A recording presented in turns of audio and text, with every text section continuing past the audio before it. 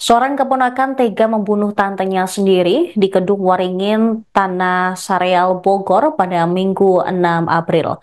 Pelaku bernama Reski Fauzan membunuh Evia Latifa yang sudah mengasuhnya selama 13 tahun.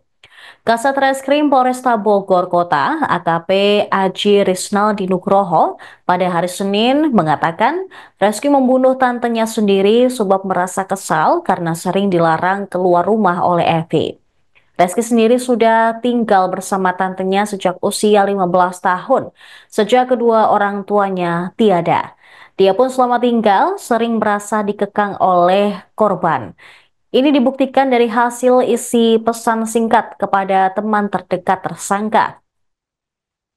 Puncak kekesalan Reski yaitu saat korban menyuruhnya mencuci piring.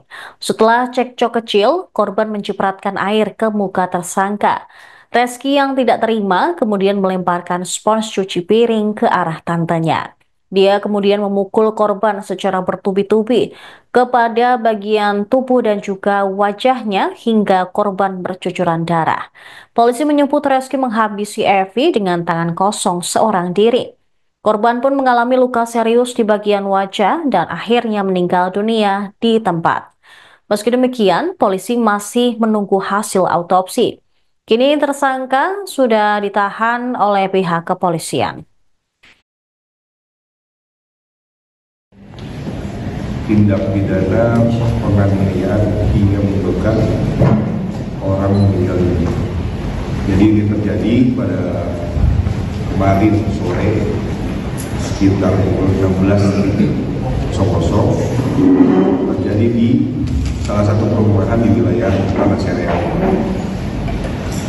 Awal kejadian atau kronologis awalnya, pelaku atau tersangka ini diminta untuk mencuci piring oleh tantenya.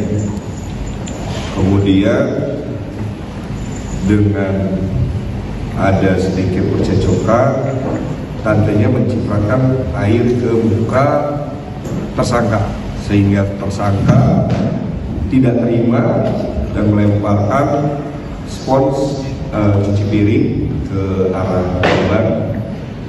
Dan pada saat itu kemudian tersangka melakukan pemukulan secara brutal bertubi-tubi ke arah wajah korban, sehingga menyebabkan korban bercucuran darah, mendapatkan luka yang serius di wajah, dan akhirnya meninggal dunia. Dan untuk selanjutnya, atas kejadian tersebut kita amankan tersangka ini dan dilakukan pemeriksaan di Polresta Bogor. Untuk luka-luka dari korban sendiri itu terdapat di pelipis sebelah kiri dan kanan, kemudian di pelipis atau di dahi sebelah kanan terdapat luka robek yang cukup lumayan besar. Kemudian daerah dagu mata terdapat memar. Kemudian berdasarkan pengakuan dari tersangka ini tidak menggunakan alat, tetapi kita coba untuk melakukan otopsi apakah memang dari lukanya terdapat luka tusukan atau luka yang lain yang diakibatkan benda tajam atau benda tubuh. Ini nanti kita menunggu dari hasil otopsi. Download Tribun X sekarang, menghadirkan lokal menjadi Indonesia.